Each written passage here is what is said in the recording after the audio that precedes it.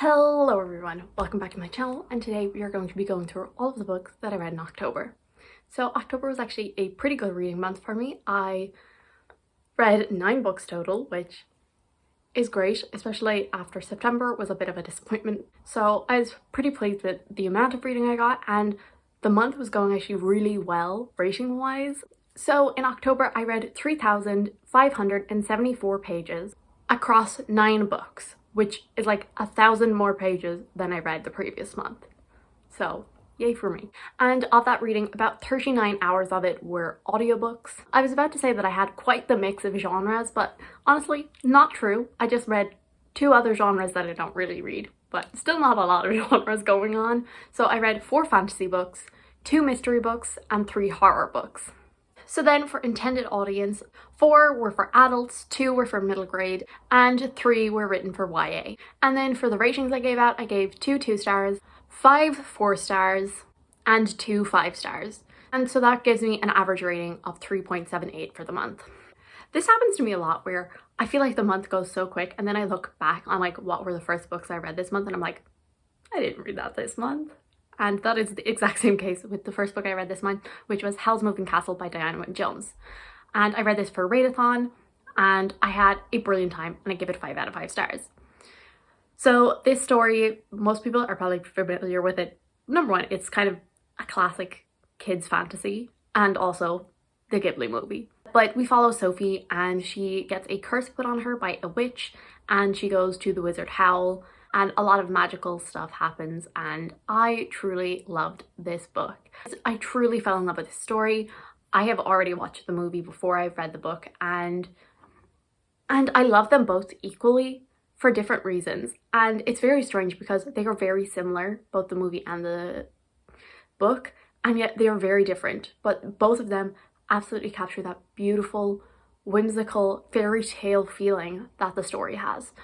And that's really what made me fall in love with the story. There was lots of parts of it that I was not expecting because I have not read the book. They were like really surprising to me, and I really enjoyed them. And I adored the characters. The characters were absolutely brilliant. And I said it in a vlog, I believe, that the characters, they feel very much like their characters in the Ghibli movie, but like amped up. So I feel like they were a lot more muted in the movie because like they are like, Howl is so over the top, and I loved it. He's so dramatic, he is so angsty and full of himself, and Sophie is just, she just fully embraces the angry, grumpy old woman, and I respect that. The characters, the atmosphere that was built, and the writing, that beautiful, lyrical, magical writing style, all of it were absolutely brilliant. Where it did go down a little for me was the plot. Like, overall, like, that was still like a really high score, but like this plot wasn't the strongest part, but it was still overall really strong part. And I read it all in one day for a readathon and thoroughly enjoyed it, and I then watched the movie the next day. So then the next 2 books that I'm going to talk about, I read for a themed reading vlog where I tried mystery books, so I will leave that vlog link down below. I'll leave all my weekly reading vlogs down, but I'll title it mystery vlog in the description so you can find it. And for this I read A Good Girl's Guide to Murder by Holly Jackson, and then I also read The Guest List by Lucy Foley. So the first one I read was A Good Girl's Guide to Murder by Holly Jackson, and I gave this a 4 out of 5 stars. And it was a lower kind of a 4 star. There's definitely parts of it that really got on my nerves in the end, but overall I did enjoy it, and it was definitely a good mystery, and I see why it is so well loved. I just didn't love it as much as some people do, obviously. In this one we are following Pip, and she's doing a final school project, and she chooses to cover this murder that happened in their small town because she does not believe who got the blame for it actually did it. And then, you know, she starts getting like threatening messages and all of this, and she feels like she's onto something, so she keeps at it instead of being a reasonable person and being like, okay, I'm not going near there, I'm not going near there. It's kind of hard to talk about this because obviously mystery, don't want to spoil anything, but so I didn't love any of the characters, and that's the thing with mysteries. Mysteries usually you don't need to, But I feel like with this one, you were supposed to connect with Pip. You were supposed to feel for her and feel scared for her. And I did not care what happened to her. And I said this in the vlog, it was very strange for me to have that feeling because in a lot of ways, I'm very similar to Pip. I just think I have a couple more brain cells than her because I ain't going anywhere near that. If I'm getting threatening messages, I'm backing out. Backing out, guys. Maybe I'm just not a very good person. So she's like a bit more jolly and a lot more reckless. And yet I did not care for her. And maybe that's why I didn't, because she reminded me a bit of me. There was a weird romance with an age gap that I did not like. I did not like it at all at all. All of the side characters, I felt like some of them we were supposed to like feel for and like them maybe, and you know, see the bond between Pip and her friends, but I just did not care about any of the side characters. I barely cared about Pip. And then, so the other thing is I did guess part of the end what happens. I didn't get the exact details, but I knew I had my suspects is all I'll say. Where I think the story like really was strong was the atmosphere. Like there was definitely like tension. I didn't really care about Pip, but there was definitely moments where you were like, what the hell is happening? And also the intrigue, I did want to find out if I was right or not. But then where it really let me down was the characters and the logic, because like logic, not as in like, oh, this plot reveal didn't make sense. Like that did make sense, I think. But Pip's logic, there was just leaps in it. Like she would jump from point A to point D. I'm like, you're missing bits, sweetie. It really started to bug me, and just how like irresponsible Pip was, and not even just that, because I had been warned about that, so I kind of knew that was gonna happen, but there were just other things that really bothered me about the way she acted and how she thought she knew everything, and I was like, you clearly don't. So then the next mystery book that I read was The Guest List by Lucy Foley, and in my blog I originally gave it 5 stars, but then I lowered it down to a 4 because I think I just got like caught up in the moment, to be honest. And then when I did like run it through CAWPILE, it was really close to a 5. I think it's 1, maybe 2 points off being a 5 star. So like if I was like being picky, it would probably be like a 4.5. But there was like 1 or 2 things that bothered me that I was like, okay, you can't give it the full 5 stars. But I was just like so shocked by the reveal at the end. I did not see it coming, that like I immediately was like 5 stars. But then like I was like, yeah, the reveal was 5 stars. But there was bits before that that did bother you, so I bumped it down. And this is an example of a thriller where majority of the characters are extremely unlikable, but they are so well developed and feel so real that that doesn't matter, because they're not supposed to be likable, but they feel like people. They were all fascinating characters. And again, like it definitely, like there are moments where you're like, oh my god, what the hell is happening? What is happening? Who did it happen to? And all of this. And so in this we follow a wedding, and it is set off the coast of Ireland on an island, and it is very remote and there's kind of no way off, and during the wedding there is a storm and something happens. We don't know what happens, but we flash back to the day before as people are arriving and see some people's perspectives, and then we like flash forward to the day of and the search party going out after they hear like a scream. And that way of telling it was so fascinating because you didn't even know what had happened, who it had happened to, and you were like finding out all of these people's dirty secrets and who would want to like hurt someone. So it was really fascinating to read it that way, but that also had a downside. I will just say it, like there was a load of little reveals. There was a couple that I think there was 1, maybe 2 that I guessed. There was like the one big reveal and I did not guess that. The downside to this way of storytelling, the back and forth, because so we were learning all of this stuff and we were getting the flashbacks, and that was so interesting for the first half. And then I kind of started to get tired of it. I was like, I want to know what's happened. And it's only around maybe 80% that you find out like, okay, this is what has happened. And then like literally like 2 chapters later, it's revealed who did it. And I just wish that who it had happened to was moved forward a small bit. Like just, you know, maybe the 60% mark, because it started to get really cheesy. I was like, oh my god, just tell me who. But overall, I did really enjoy it and I would recommend it. So then the next book I read was a buddy read with Liv from Endless Pages. I will leave her link down below, and that was Stardust by Neil Gaiman. This one is a really short book. It is just under 200 pages, and I loved the movie growing up. I love that movie so much. Me and Liv both wanted to read some Neil Gaiman. Neither of us have ever picked up a book of his, and I was like, well, I watched the movie and loved it. This is probably a good place to start. And it was a good place to start. But I did give this 4-star, wasn't quite 5-star, mostly because of how short it is. But this, so Stardust follows Tristran, not Tristan. They changed that for the movie, which, good choice, good choice. He lives in this town called Howl, and there is obviously this wall that goes to like fairy. Our main character, he is in love with this girl Victoria, and they see a shooting star, and he says that he will go get it for her, and if he does, then she will marry him. And then he goes to try and find this star, and it turns out this star is very person-like. In a lot of ways, this does remind me a bit of Howl's Moving Castle, and I think in the acknowledgements he does thank Diana Wynne Jones for like reading it and all that, because I think they were friends. Yeah, so I wonder, was there any inspiration there from Howl's Moving Castle? Yeah, both of them had that very fairy tale feeling, that whimsical, little magical atmosphere that they created, and both had a very like trickery, you know, writing style. This one definitely was a bit more tricksy. That kind of, you know, fairies, you have to watch what you say around them and you can't reveal too much, and I love that.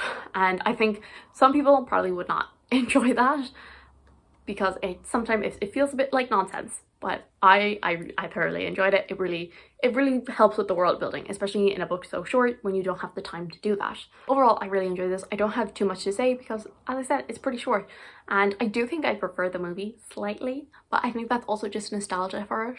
It took some scenes from here that like were barely touched on and really developed them, as well as the relationship. I feel like the relationship was very rushed in this. The movie definitely did a better job of showing that, of letting that progress naturally, whereas this definitely, it felt a bit quick. I still overall enjoyed it and still overall would recommend it. I gave it a 4 out of 5 stars. The next book is my other 5-star of the month, and that is Throne of Kings by Jen Lyons. So this book took me so long to read, but I loved it. So I started this on the day of Readathon, which was the 2nd of the month. Actually, no, I think I started it on the 1st. Yeah, I'm pretty sure I started it on the 1st. I read like a chunk of it on Readathon, and then I took a break to do the previous vlogs, and then I was like, oh, I need to get back to this. And then I was very scared getting back into it because I was like, oh my god, I've forgotten everything. Which was not true. I actually hadn't forgotten that much, but I was very scared. And as we all know, when I don't pick up a book, even if it's my own fault because I decide to do some stupid vlog, I will like dock it a star usually. But I was like, no, you loved this while reading it. Just because of your own fault, you cannot dock this a star because it took you long.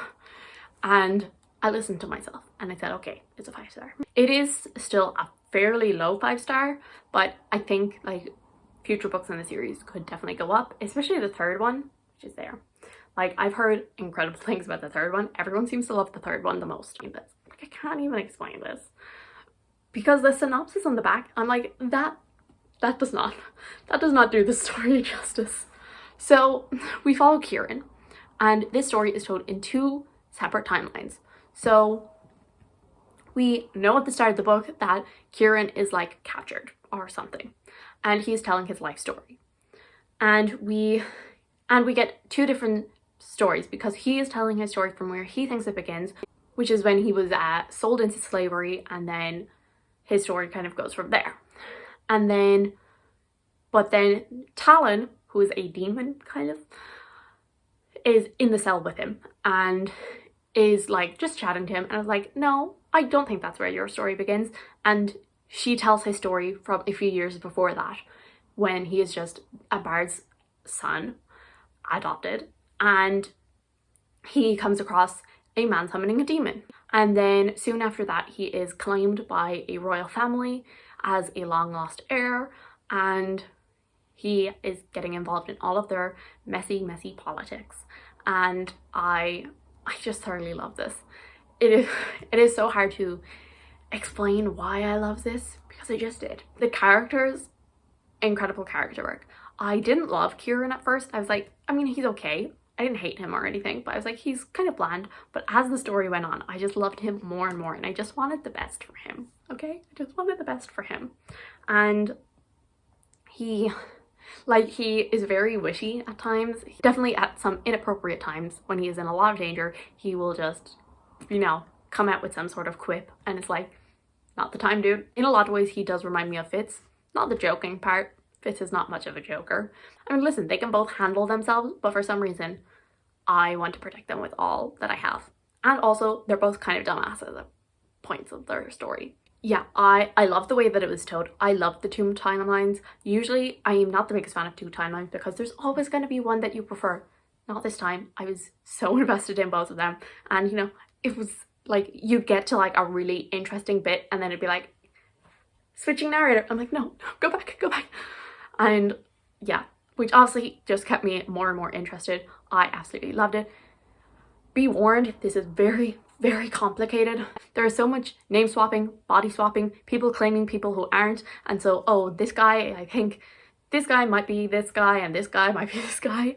And it is so damn complicated. Like, literally get your pen and paper out, guys. And I'm not gonna lie, I did take notes on my phone of who was who. And who I thought I was who. I was wrong most of the time, but sometimes I was right. It's like, it was brutal. Like, she did not pull her punches, and usually, and a lot of authors do that. And there's one particular death that I am not pleased about at all. I'm not impressed. But yeah, there is, oh my god. I cannot wait to continue the series, but I'm only getting the second book for Christmas, so it'll be like, I'll probably pick it up on Christmas. That'll probably be like the first book. I'll be like, Hugh, come to me, and then I'll continue in the new year. But I am so excited to continue the series because it is so damn fascinating, and I love political intrigue. I love family drama, and this has it all. And so then the next book that I finished after that was Dragon Keeper by Robin Hobb. And this one is the first book in the Rainwell Chronicles, and this starts directly after the Life Ship Traders, and we follow some dragons and some dragon keepers, which is why the first book is called Dragon Keepers.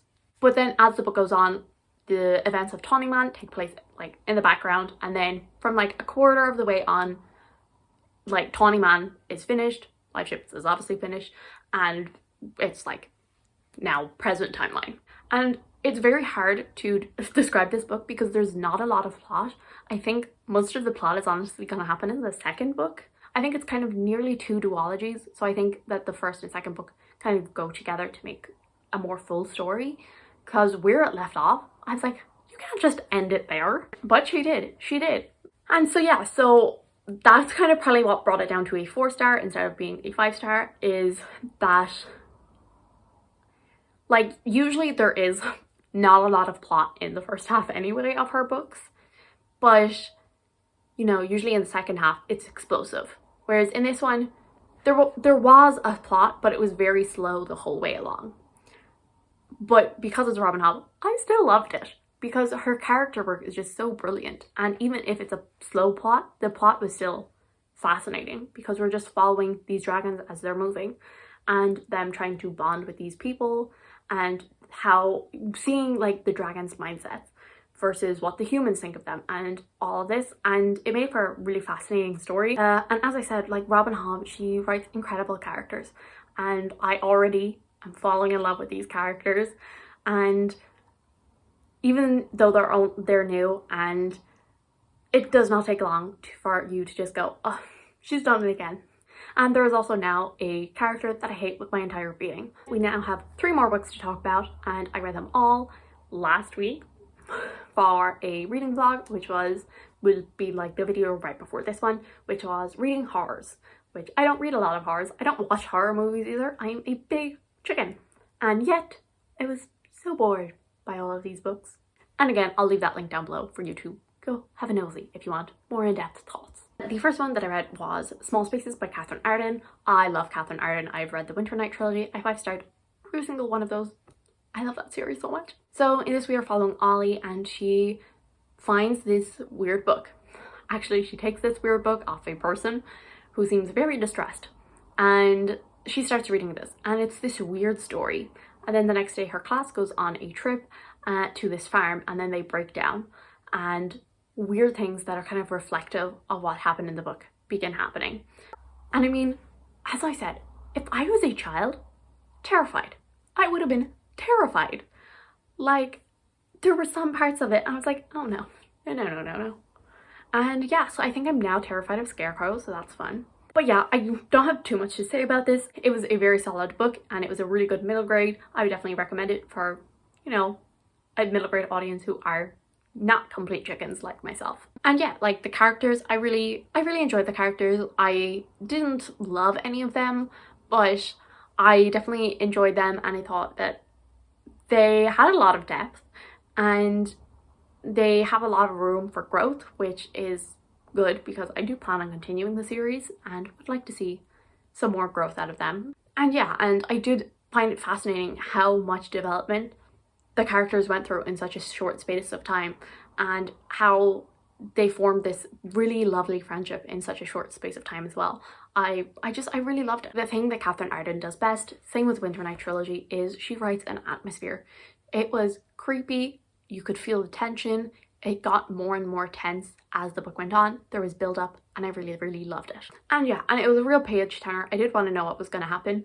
Like, I kind of knew nothing like too terrible was going to happen because it's a kid's book, but it's still, even despite that, I still like was on edge, and I appreciate that. And so I give that 4 out of 5 stars. And the next book I read, well, it's My Best Friend's Exorcism by Grady Hendrix, and I give this book 2 stars. And honestly, I could honestly just leave it as boring and move on. Because that's all boring. So this is supposed to be an adult horror. That's what really gets me. I'm like, where?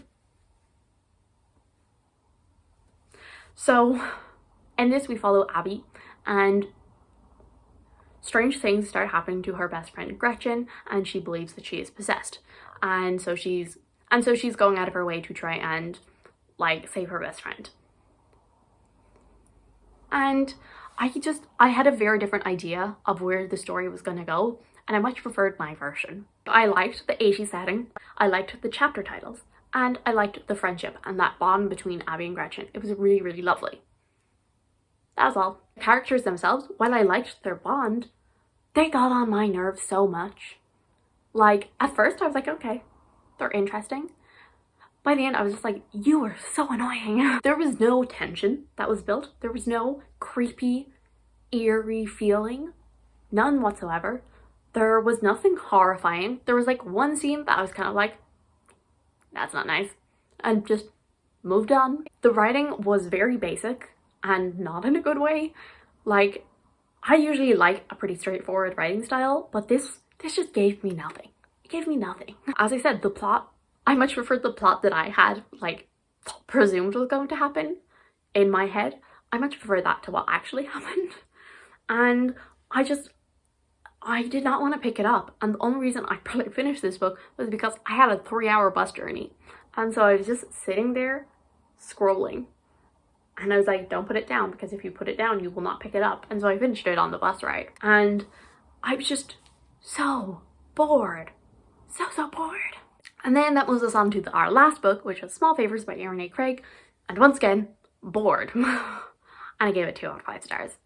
It was a higher 2 out of 5 stars. I liked it slightly more, but even then, not that much. This was one of my most anticipated releases of the year. What a letdown. What a letdown. I loved House of Salt and Sorrows by this author. I give a 5 out of 5 stars. I did have some issues with how it ended. It was like a little too clean and perfect, but like it went like off the rails at the end, and I was like, and I loved it. And I loved the spooky, eerie, like wet, cold seaside feeling. I loved it. Yeah. Did not have any of that. So the characters in here were basically copies of House of Salt and Stars, as well as the romance, which the romance in both of these books sucks. I don't like it. The atmosphere was good for the first like 100-ish pages, like she was describing this wood and how dark it is and how easy it is to get lost and how it feels like you're trapped in there and all of this. And I was like, yes, give me that atmosphere. And then it didn't. The plot, all of the plot happens in like the last 100 pages. And so I'm just like, what is the point of the middle 200 pages? Because it wasn't making me like care about the characters or anything, or care about the romance. Because it wasn't building atmosphere or tension. It wasn't actually doing anything with the plot. So what was the point of those 200 pages? Again, bored. And yeah, again, this is a book that I could have just put down and never picked up again. But I powered through and I gave it 2 out of 5 stars. So that was great. So that was a nice little negative ending to this wrap up. Whoops. Hopefully no 2 stars next month. We'll hope for it. Well, thank you guys so much for watching. I do hope you enjoyed. If you did, subscribe and I will see you all in the next one. Bye.